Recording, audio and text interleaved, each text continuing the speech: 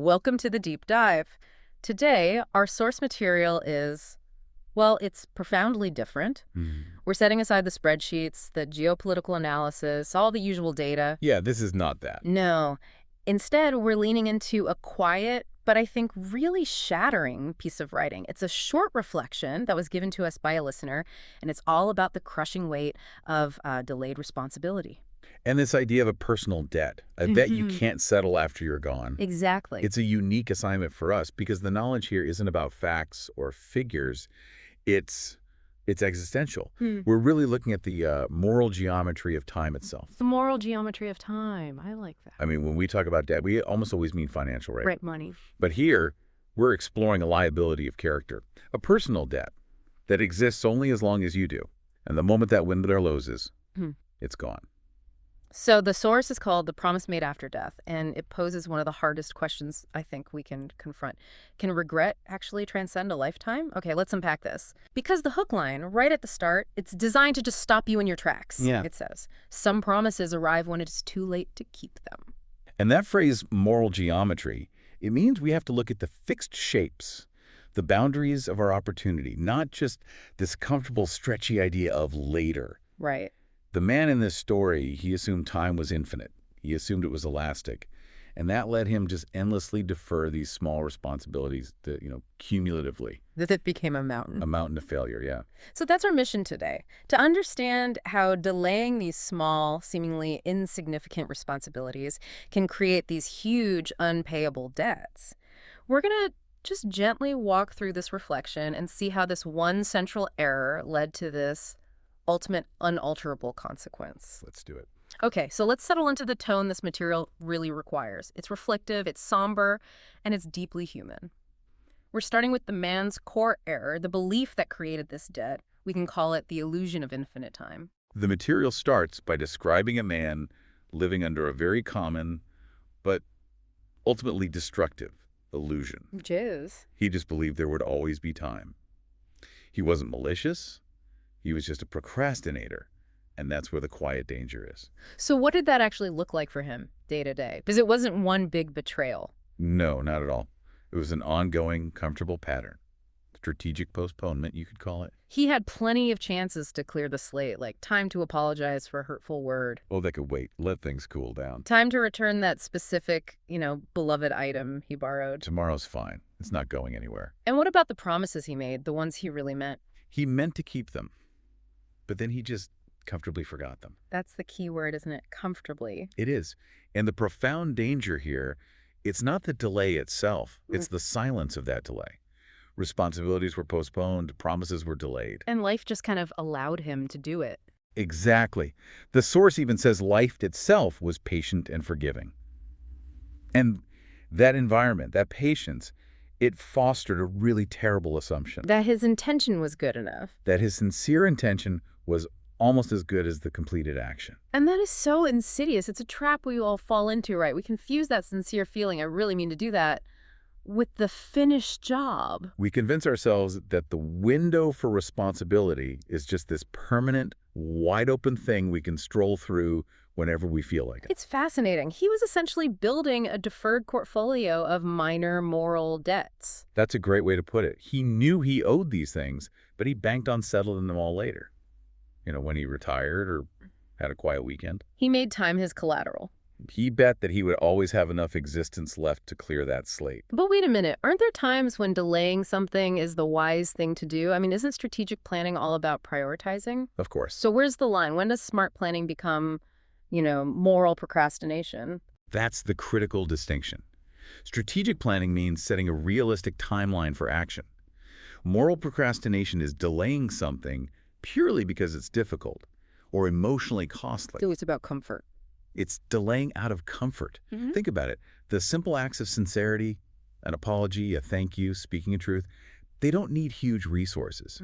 They just require immediate vulnerability. Ah. And the moment he chose comfort over vulnerability, Yeah. that's when he started accruing interest on his moral debt. Which brings us to the moment that comfortable illusion just shatters, the arrival of finality. Hmm. The reflection notes with this brutal simplicity, then illness arrived. And that is the catalyst. It's this Right. ruthless thing that instantly redefines the value of every single minute he had left. And the fear that came next, it wasn't the abstract philosophical fear of dying. No, it was much more concrete and agonizing. It was the fear of unfinished words. He suddenly saw the slate. Not only was it full, but the pen had been, irrevocably taken from his hand. The window wasn't just closing. It was slamming shut. Violently. Okay, here's where it gets really interesting for me. The narrative specifies exactly what he remembered when it was too late. He didn't just worry about big existential stuff. No, he recalled the precise, tangible debts, the specific promises. The exact acts of help he never gave. And maybe the most painful part? The truth. He never spoke to certain people. Think about the crushing cruelty of that moment. That final panicked inventory check. The simple acts he had just casually dismissed. A 5-minute phone call to say sorry, taking an hour to return a borrowed book. They suddenly transform. Into these monumental, soul-crushing burdens. Burdens he could no longer lift. The desperation comes from realizing the actions are still necessary, they are still expected. But the agent of that action is expiring. So the despair wasn't just knowing his life was ending. No. The despair was realizing the promises were not ending with him. They were still tied to the people on the other side, just waiting. And that brings us to the unpayable debt. The quiet realization that gives this source all of its weight. The narrative moves to the aftermath. After his death, people waited. The people he'd made promises to, the people he owed apologies or items to, they were all still there. The brutal math of it is just so simple. The promises still existed. They didn't vanish in the cremation smoke. Only the man did not. And this leads to that emotional crescendo, the quiet lesson he learned far too late. A lesson for all of us, really. Some promises he learned belong only to the living. Wow. The responsibility, the ability to fulfill it, is entirely tethered to existence. Once the promiser is gone, the promise just becomes a permanent vacuum, a hole in someone else's life. The tragedy is what happens after the curtain falls, because the people he hurt, the ones he disappointed, they were still waiting, right? If you connect it to the bigger picture, yeah, his death didn't erase the promises. It just codified them as permanent failures. It shifted the burden of their non-completion onto the people who were waiting, leaving them holding this expectation that can now never be met.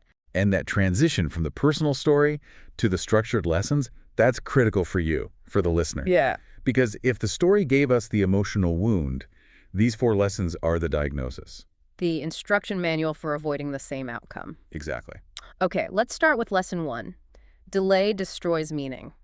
This seems to speak directly to how sincerity can just decay over time. It does. When you have a genuine, sincere intention to help someone, but you delay it indefinitely, that intention eventually becomes indistinguishable from a casual lie. So time drains the potency out of it. It drains the emotional potency right out of the intention until all that's left, all that's visible to the other person, is the lack of action. Which means the window for action is often much, much smaller than we think it is. Oh, absolutely. It's not about decades. Sometimes it's about days. The meaning of an apology depends not just on the words, but on the timing. Yeah. If you apologize 5 years too late, when the person's already moved on, the apology doesn't fix the past. It just acknowledges your own tardiness. The original meaning is gone. It's like a photo left out in the sun. The original image, the sincere intent, it just fades until it's a blank sheet. That fading quality leads right into lesson 2. Responsibility has a time window.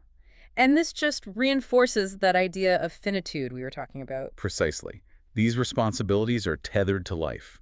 The moment the man is gone, the chance to return the item, to offer the help, it's gone entirely. It's a zero-sum game with time. It doesn't matter how sincere he felt in the hospital bed. Not at all. The moment of opportunity had passed. But how do we spot these invisible deadlines in our own lives? Before the illness arrives. We think of responsibility as this elastic thing, but this shows us it's tethered to the heartbeat. You have to reframe the debt. Don't look at the size of the task. Look at the fragility of the recipient. The deadline isn't when you're available. It's when the person you're promising to needs it. Or when their circumstances change. Exactly. A simple promise to visit an aging relative has a finite time window that has nothing to do with your schedule. The man in the narrative only saw the timeline through his own lens. The lens of the immortal procrastinator? That self-deception brings us perfectly to lesson 3. Intentions require action. This is that gap between sincerity and consequence. Right. The man sincerely meant to keep his promises, Yep. but he was comfortable forgetting to do so. That gap between meaning to and actually executing, that's where most of this debt came from. Our feelings are abstract. They're the plans. Only Right. our actions are concrete, measurable. They're the finished building. And we give ourselves credit for the intent. It's like thinking you've run a marathon just because you bought expensive running shoes. That's it. The promise belongs to the recipient. The mere intention belongs only to us. Yeah. And it's a form of moral self-congratulation that just doesn't hold up in reality. You know, the human mind does that to alleviate guilt. We say, I should call my mom. And our brain registers this tiny psychological credit for just having the thought. Even though mom hasn't been called. That comfortable forgetfulness, that is the core failing laid bare here. And finally, lesson 4, which is really the cost of it all. Regret is the cost of inaction. This is the final tally. If intention is the principal on a loan, then regret is the interest rate. And that rate only goes up the longer you wait. The man's specific, agonizing fear of unfinished words. That is the ultimate price he paid for every postponed action. And unlike financial debt, you can't have your heirs settle it. There's no insurance policy for it. It resides entirely within the dying soul, and the worst part is, you can't declare moral bankruptcy. The knowledge here is that regret isn't passive. It's the active interest that accrues on a debt of inaction. It's the moment the abstract idea of someday slams into the concrete wall of never. So what does this all mean for us? We started with this simple, profound story of delay, and we ended with a pretty harsh understanding of finality. I think it means our personal debts, our promises. They are integral parts of our existence. They can't be archived or transferred. You can't just file them away for later. They have to be cleared in real time. We always emphasize that knowledge is most valuable when you apply it. This deep dive shows that being well-informed sometimes just means understanding the finite nature of our opportunity to act. And it raises a really important question for you, for everyone listening.